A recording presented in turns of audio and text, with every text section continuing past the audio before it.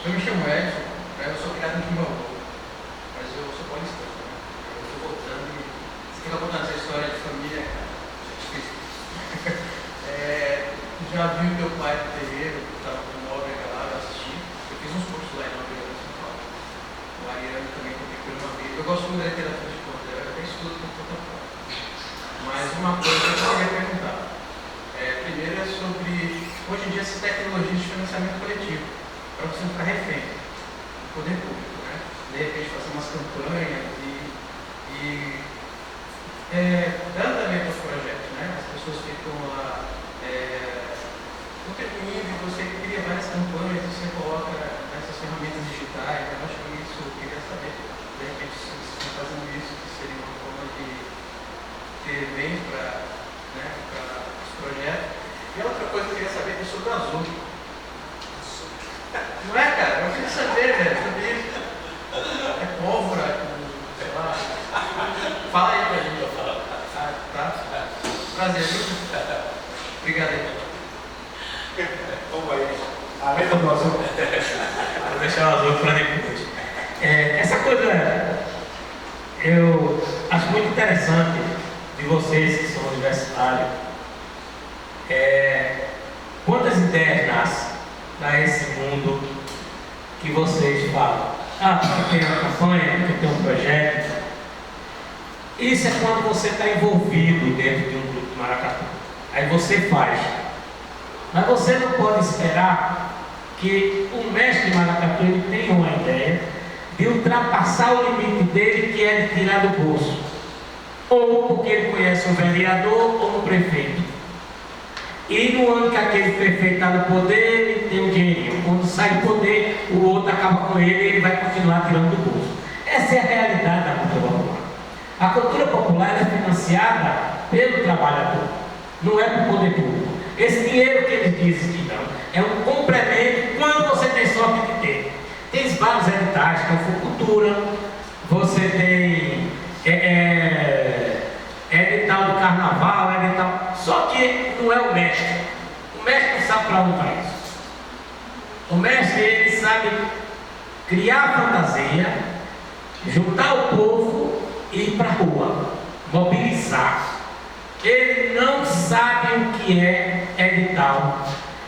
E quando você vê o maracatu, tipo a Caminha Brasileira, participa de vários editais, hoje é cultura, patrimônio vivo, tem alguém, um jovem por trás que está ali fazendo, não é os herdeiros verdadeiros. Então, essa história de você achar que existe uma organização, que existe alguém que vai fazer um projeto, não acredite nisso, porque se você vê, é uma pessoa que veio de fora e vai ganhar seu dinheirinho também. É um produtor que vai querer seus 20%, mas não uma coisa que nasceu dali. A gente ainda está longe para ter essa realidade, está muito longe. Então, a gente está aprendendo ainda a lidar com o CNPJ, que a gente tem que declarar todo ano. A maioria esquece e paga uma multa, a Receita Federal. Aí o cara, eu não fiz nada de errado, eu não peguei dinheiro do governo federal, como é que eu vou pagar? É que ele não entende que ele é uma empresa. Maracatu é brinquedo. Então, ele sabe que é um brinquedo, que tem que ir para a rua, que vai para o carnaval se divertir. Agora não. O dono do maracatu, a maioria, tem problema de pressão alta, diabetes. Por quê? Porque ele está preocupado para pagar as pessoas. Porque antes se brincava, hoje se dança por dinheiro. Infelizmente, e foi o poder público fingindo que estava ajudando, que transformou essa situação. Não existe incentivo para a cultura. Questão do azul, ela faz parte do ritual do caboclo.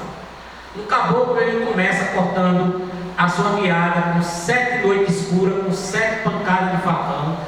Depois é jogada na lama para tirar a casca, fazendo a ponta, e aí está feita a madeira para guiar.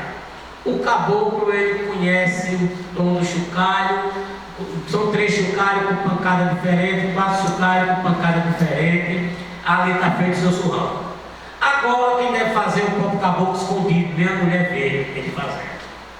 E no domingo, 8 dias antes do carnaval, eu me preparo para ter minha abstinência sexual e não namorar com a minha esposa. Então eu tenho que passar 7 dias sem chegar perto dela. E em algumas situações, nem a comida que ela faz eu tenho que comer. E o que acontece? Eu, no domingo, me acordo às 5 horas da manhã, coloco minha roupa debaixo de crocodilo, com água corrente, tomo meu banho, coloco minha roupa de caboclo, chego em casa, eu estou com o meu azougue pronto que eu preparei no sábado de 6 horas da noite. Mel, pólvora e limão. Deixo lá, de manhã, aquele copo cheio, tomo e saio do meio do mundo. Antigamente, o surrão era 3 chucadas de cabra. A piada era desse tamanho aqui, com pouca fita. Não tem a beleza que tem hoje. E o camarada pulava a janela de costa e saltava no terreno. Mas isso acontecia porque a argola era aqui, era um aventalzinho, o chapéu, um fuzilzinho. Era assim. Não tinha essa beleza de hoje. E o azougue servia para manter você ligadão. Era desse jeito. E aí quem viesse na sua frente, se você não conhecesse, o pau cantava. E você continuava a beber e comer fruta. O cara não comia carne verde em qualquer lugar, não, carne de boi. A comida era peixe e fruta. Isso fazia parte do ritual, ele estava sob uma proteção. Existia isso no passado. Hoje não. Para você que não sabe, existem 2 tipos de brincante de bate-soco. O folgazão e o fulião. O folgazão é aquele que segue o ritual. O fulião é você que chega e eu quero brincar de dama de ouro. Eu lhe dou uma fantasia, você brinca, você namora, não tem problema. O folgazão, mulher, tem que respeitar. Então assim, e o azougue é isso. Ele faz parte do ritual para a saída do caboclo. Bom, como a gente tem essa parte final mostra efetivamente, e uma coisa é você conversar sobre o maracatu nos anos 40, 50, até 70, e outra coisa é conversar sobre ele, por ele, depois dos anos 90. Há maracatus hoje que tem 4 ou 5 folgazões. Porque tem que ter o folgazão, porque não tem a proteção sem ele. Né? Alguém quer mais conversar? Por favor. Vem cá, professor.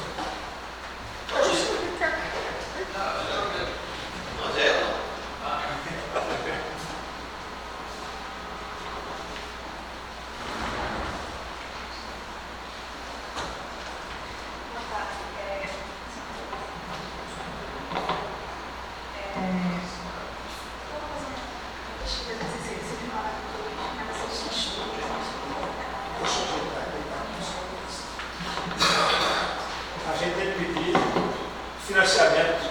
Vai chegar. Eu estou fazendo a pesquisa TCC sobre a repressão de maracatús e as religiões aqui em Recife, no caso de Leme Xangô, dos anos 30 aos anos 40. Eu sei que, no caso, você vai perguntar até os anos 40, mas eu queria saber como o maracatu, ele está ligado a Jurema, e como aqui no Recife, os maracatús ligados a Jurema sofreram uma repressão, que essa do seu pai, a experiência do seu pai aqui no Recife. Você lidou com isso? Uma repressão do governo, da polícia,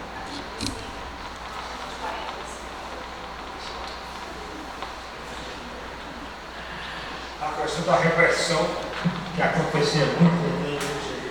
Quem sofreu mais essa repressão aqui no Recife nos anos 30, 40 foi o baque virado, não foi o baque solto. A gente tem maracatu de baque solto de 1939, mas não era bem o baque solto, que é o Cruzeiro do Forte. Ele nasce de uma mistura de baque solto com baque virado, apesar que ele hoje é tido como baque solto.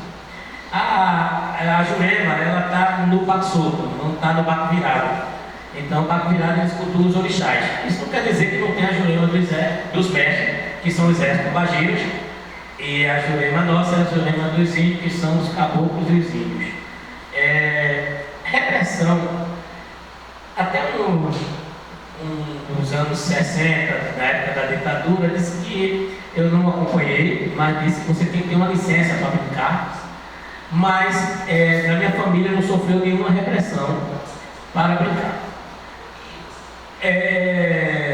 No movimento de barco solto, de cavalo marinho, o único registro que existe é esse, que você tem que ir na delegacia pedir permissão para brincar. Agora, quanto ao barco virado, não é o meu maracatu, eu não conheço a história a fundo do barco virado. Eu sei a diferença do barco solto para o barco virado. Agora, no sentido do movimento do barco virado, não foi meu movimento.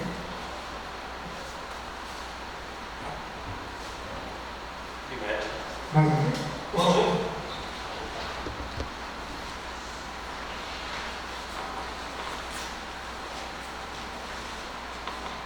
Manuelzinho, tudo bom? Professor, eu vou fazer duas perguntas, né? E sai um pouco da história, mas mais para a gente entender a coisa na contemporaneidade. Manuelzinho, você falou que em Maracatu quem paga é trabalhador, não é isso? Que o que o governo dá é uma ajuda pequena, né? Então, o que motiva uma pessoa a ser dono do Maracatu? Essa é a primeira pergunta. E a segunda, você falou que a brincadeira gera um movimento financeiro. Você chegou até a quantificar alguma coisa dessa, né? Mas vamos ser justos e sinceros, né? A grande quantidade de dinheiro que circula não é aí, é no espetáculo do Maracatu. E aí eu queria que tu falasse também um pouco sobre isso, né?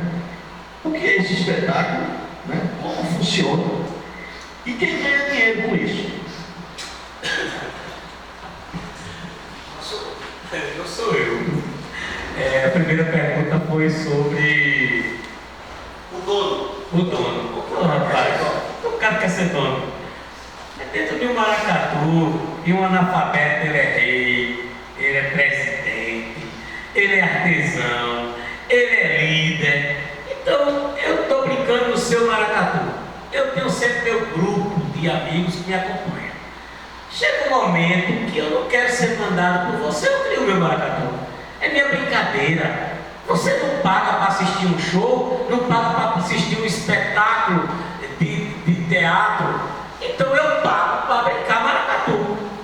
Então, isso é o que faz eu criar um maracatu. É a minha paixão pela cultura do barco solto. Então eu não quero mais ser mandado por fulano, eu carrego aqui 5, 6 pessoas, se eu colocar mais 20, o maracatu está pronto. Então, é nesse sentido. É isso que leva, é a paixão pela cultura, porque o mestre, quando ele bate o seu bombo, ele ali é tudo. É diferente, e essa cultura você não vai para a escola aprender. Isso é uma paixão que vai para o sangue. É a história do meu pai e do meu avô. Então é isso que faz eu fazer o maracatu para mim. Não é um comércio. Agora, quando a gente fala do exibição, que é onde está o dinheiro, quando você vê o volume, é muito dinheiro. Mas quando você imagina que a gente tem 106 maracatus e que ele só é contratado no carnaval, e aquele cachê que ele ganha, ele vai pagar os componentes. Não sobra para fazer fantasia. Então ele pode render dinheiro para o turismo, que utiliza as imagens para atrair turistas, porque quem vem para Pernambuco não vem ver artista nacional, vem ver os clubes de frevo, as troças, os ursos, os barcos soltos, os barcos virados, os caboclinhos. É isso que atrai os turistas para Pernambuco, essa diversidade cultural. Ele pode render sim para a economia de uma cidade, trazendo pessoas de outros países, de outro estado. Então o dinheiro está aí. Agora, sobre uma política de cultura, ainda falta muito para ajustar e sair do paliativo para uma ação verdadeira. O único perigo é o mestre talvez não saiba lidar com essa situação. Isso tem que ser um trabalho lento, com calma, porque se aparecer dinheiro para a cultura, a gente vai deixar de ser uma brincadeira e vai se tornar uma empresa, e isso vai dar problema lá na frente. A gente tem que entender que a gente é um brinquedo que tem que ser respeitado e valorizado, e não transformar a gente em um espetáculo de teatro. O cavalo marinho, há uns 10 anos atrás, a gente tinha 17 grupos de cavalo marinho. Hoje a gente só tem uns 8, e dos 8 só os 4 que funcionam a noite toda, que é um espetáculo de 8 horas. O Pastorinho Ponta de Rua, o ano passado morreu o último mestre de Pastorinho Ponta de Rua, conhecido também por Pastorinho Profano. A Chegança acabou-se, os Guerreiros acabou, a Marujada acabou. Meus filhos não vão saber o que é isso. E a cultura popular, ela está nesse caminho de se tornar um espetáculo de teatro. Então eu e meu pai criou a associação, que valorizou, tem hoje a Associação dos Cavalos Marinhos, a Associação de Taxotos. Isso daqui a 10 anos a gente pode estar vendo em um teatro, pagando para assistir nossa cultura. Então a gente tem que ter políticas públicas de conscientização, de trabalho e respeito.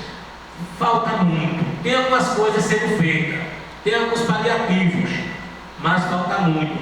A gente depende muito de educação. Se tiver uma boa educação, quem é da faculdade pode trabalhar para preservar a sua história, preservando a sua cultura popular, preservando o cavalo marinho, preservando o maracatu. A gente vai depender muito de uma boa educação. Porque será que as pessoas que estão estudando na educação formal estão dando oportunidade para que eles conheçam a sua história, da sua cultura? A luta de Lia de Itamaracá, de Mestre Salustiano, de Mestre Afonso. Será que sabe quem é Mestre Tengoso? Será que as pessoas que estão na educação formal sabem o que é isso? Então, onde está o erro? Está na forma de preservar a nossa cultura popular. E o culpado não é professor não, viu? Tem mais isso. É que se o professor for tentar falar essas coisas, ele pode até ser botado para fora da faculdade. Meus amigos, eu acho que, considerando o cachê que não paguei, que é um trabalho voluntário dele, que veio para cá hoje, e a nossa primeira conversa foi essa. Aí disse, olha, não tem dinheiro. A primeira coisa, não tem dinheiro. Não tem como lhe pagar. É um projeto de preservação. Isso que ele termina dizendo é importantíssimo. A gente tem dificuldade de fazer com que os nossos alunos se interessem pela cultura popular. E eu ofereço sempre esses cursos. Há dificuldade das pessoas, ninguém está se interessado por isso mesmo. A universidade não é a própria sociedade que estabelece esses parâmetros. Mas eu não quero, né? Tem uma história de São Agostinho com esse negócio de equilíbrio, sabe? De Ariano Suassuna, né? E a Ariano Suassuna dizia, você poderia tocar isso? Aí, claro, aí eu tocava outra coisa. E depois ele disse, mas e você poderia tocar isso? E Salomão outro tocava outra coisa. E assim, 3, 4 vezes. E aí a Ariano disse, por que você não tocou? Você não pediu, você perguntou se eu poderia tocar. Claro que eu posso só tocar, desde que você peça. Mas quando tem esse negócio de poderia, você pode, você toca isso para mim. Diga as coisas e não diga dessa forma.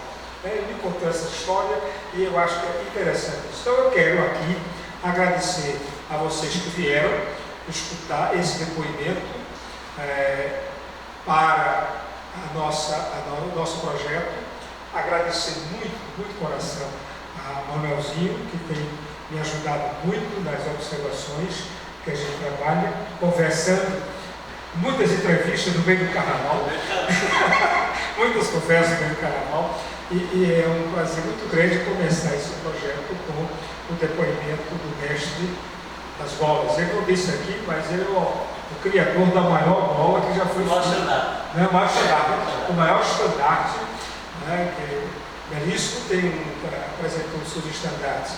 Foi uma exposição bonita do Banco do Brasil, e aí vou aproveitar agora para a gente pedir permissão de fotografar aquele livro que vocês fizeram, que o seu irmão ajudou com vocês, fotografar aqueles estandartes para a gente colocar na nossa página da Laboratório.